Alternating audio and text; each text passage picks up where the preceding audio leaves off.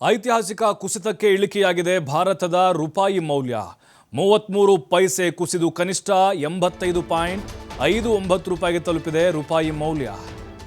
ನೋಡಿ, ಇದು ಐತಿಹಾಸಿಕ ಅಂತ ಹೇಳ್ಬೋದು. ಭಾರತದ ರೂಪಾಯಿ ಮೌಲ್ಯ 33 ಪೈಸೆ ಕುಸಿದು ಕನಿಷ್ಠ 85 ರೂಪಾಯಿ 51 ಪೈಸೆ ಆಗಿದೆ. ಈಗ ಕಳೆದ 6 ತಿಂಗಳಲ್ಲಿ ಒಂದೇ ದಿನದಲ್ಲಿ ಅತಿ ಹೆಚ್ಚು ರೂಪಾಯಿ ಕುಸಿತ ಆಗಿದೆ. ನೋಡಿ, ಕಳೆದ 6 ತಿಂಗಳಲ್ಲೇ ಒಂದೇ ದಿನದಲ್ಲಿ ಅತಿ ಹೆಚ್ಚು ಆಗಿದ್ದಿದ್ದು ಅಂದರೆ ರೂಪಾಯಿ ಮೌಲ್ಯ ಕುಸಿತ ಆಗಿದ್ದು. ಕಳೆದ ಜೂನ್ 4ರಂದು 44 ಪೈಸೆಗೆ ಕುಸಿತವಾಗಿತ್ತು ರೂಪಾಯಿ ಮೌಲ್ಯ.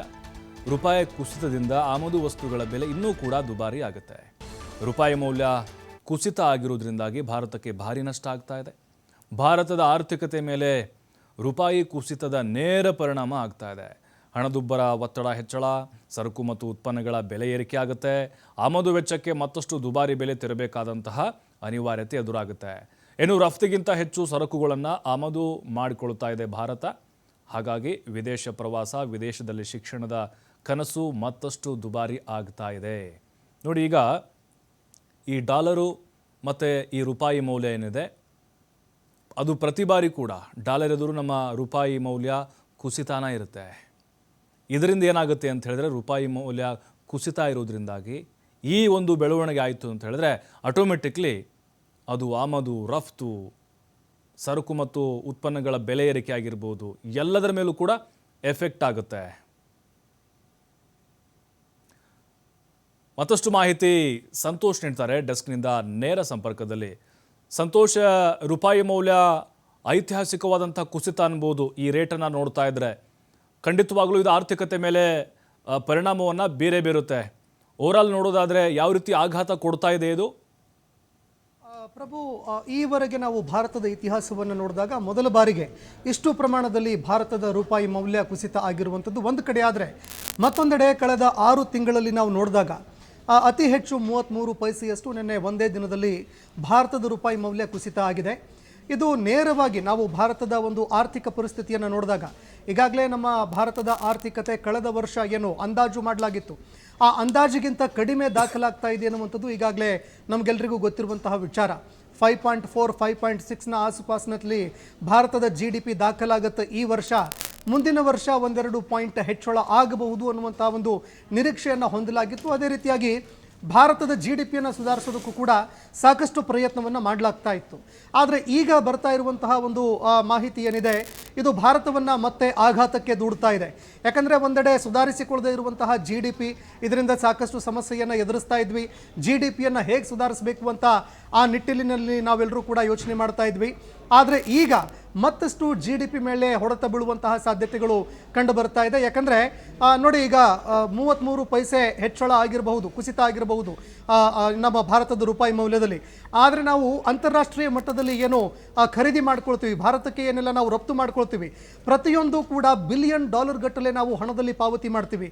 ಅಂದರೆ ಈ ಹಣದ ಮೊತ್ತ ಏನಿದೆ ಇದನ್ನು ಅಂದಾಜು ಕೂಡ ಮಾಡೋದಕ್ಕಾಗಲ್ಲ.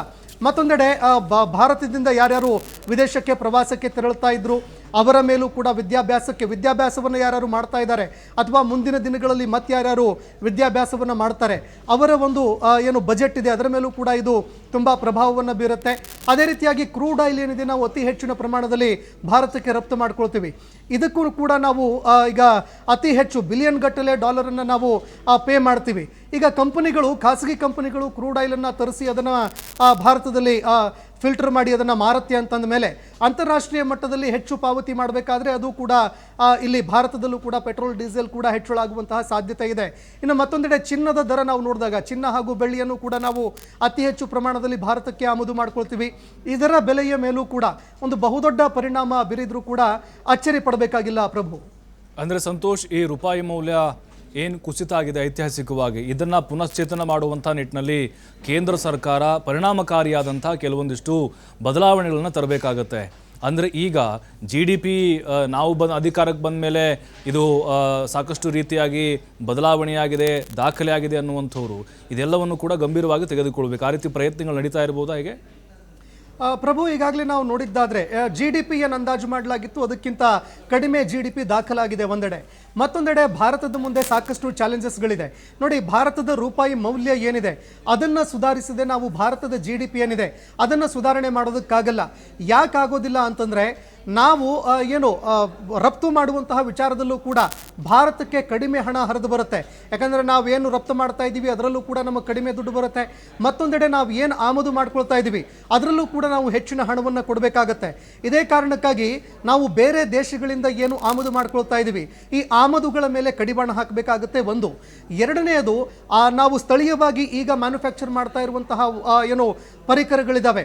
ನಾವು ಯಾವುದನ್ನು ಅತಿ ಹೆಚ್ಚು ಆಮದು ಮಾಡ್ಕೊಳ್ತಾ ಇದ್ದೀವಿ ಅದೇ ಪರಿಕರಗಳನ್ನು, ಅಂದರೆ ಎಲೆಕ್ಟ್ರಾನಿಕ್ ಉಪಕರಣಗಳಾಗಿರ್ಬೋದು ಅಥವಾ ಮತ್ತೊಂದು ಮಗದೊಂದು, ನಾವು ಏನು ಅತಿ ಹೆಚ್ಚು ಆಮದು ಮಾಡ್ಕೊಳ್ತಾ ಇದ್ದೀವಿ ಅದನ್ನು ಸ್ಥಳೀಯವಾಗಿ ಉತ್ಪಾದನೆ ಮಾಡೋದಕ್ಕೆ ಅಂತ ನಾವೆಲ್ಲರೂ ಕೂಡ ಪ್ರಯತ್ನ ಪಡಬೇಕಾಗತ್ತೆ ಒಂದು. ಎರಡನೆಯದು, ಈ ರೂಪಾಯಿ ಮೌಲ್ಯ ಏನಿದೆ ಇದರ ಕುಸಿತವನ್ನು ನಾವು ತಡಿಬೇಕು ಅಂತಂದರೆ ಮುಖ್ಯವಾಗಿ ನಾವೇನು ಆಮದು ಮಾಡ್ಕೊಳ್ತಾ ಇದ್ದೀವಿ ಇದರ ಮೇಲೆ ನಾವು ಜಾಸ್ತಿ ಕಡಿವಾಣವನ್ನು ಹಾಕಬೇಕಾಗತ್ತೆ. ಅದರ ಜೊತೆಗೆ ನಾವೇನು ರಫ್ತು ಮಾಡ್ತಾ ಇದ್ವಿ ಆ ರಫ್ತಿನ ಮೇಲೆ ನಾವು ಹೆಚ್ಚು ಗಮನವನ್ನು ಹರಿಸಬೇಕಾಗತ್ತೆ. ಸ್ಥಳೀಯವಾಗಿ ರೈತರ ಉತ್ಪನ್ನಗಳೇನಿದೆ ಅದರ ಮೇಲೆ ನಾವು ಹೆಚ್ಚು ಗಮನವನ್ನು ಕೇಂದ್ರೀಕರಿಸಬೇಕಾಗತ್ತೆ. ಅದೇ ರೀತಿಯಾಗಿ ಸಣ್ಣ ಪುಟ್ಟ ಕಂಪನಿಗಳೇನಿದ್ದಾವೆ ಆ ಕಂಪನಿಗಳಿಗೂ ಕೂಡ ಆರ್ಥಿಕ ಚೇತನ ಕೊಡೋದಕ್ಕೆ ಮುಂದಾಗಬೇಕಾಗತ್ತೆ. ಅದರ ಜೊತೆಗೆ ಸಣ್ಣ ಪುಟ್ಟ ಕಂಪನಿಗಳೆಲ್ಲವೂ ಕೂಡ ಸಿಕ್ಕಾಪಟ್ಟೆ ಹೊಡೆತವನ್ನು ಎದುರಿಸ್ತಾ ಇದೆ ಕೊರೋನಾದ ನಂತರ. ಆ ಕಂಪನಿಗಳಿಗೆ ಇದೀಗ ಮೇಲೆತ್ತುವಂತಹ ಕೆಲಸಕ್ಕೆ ಕೇಂದ್ರ ಸರ್ಕಾರ ಮುಂದಾಗಬೇಕಾಗತ್ತೆ. ಆಗ ಮಾತ್ರ ನಮ್ಮ ಭಾರತದ GDP ಆಗಿರಬಹುದು, ಅದೇ ರೀತಿಯಾಗಿ ರೂಪಾಯಿ ಮೌಲ್ಯ ಕೂಡ ಆಟೋಮೆಟಿಕ್ ಆಗಿ ಸುಧಾರಣೆಗೆ ಬರುತ್ತೆ. ಪ್ರಭು, ಥ್ಯಾಂಕ್ ಯು ಸಂತೋಷ್ ತಮ್ಮೆಲ್ಲ ಮಾಹಿತಿಗಾಗಿ.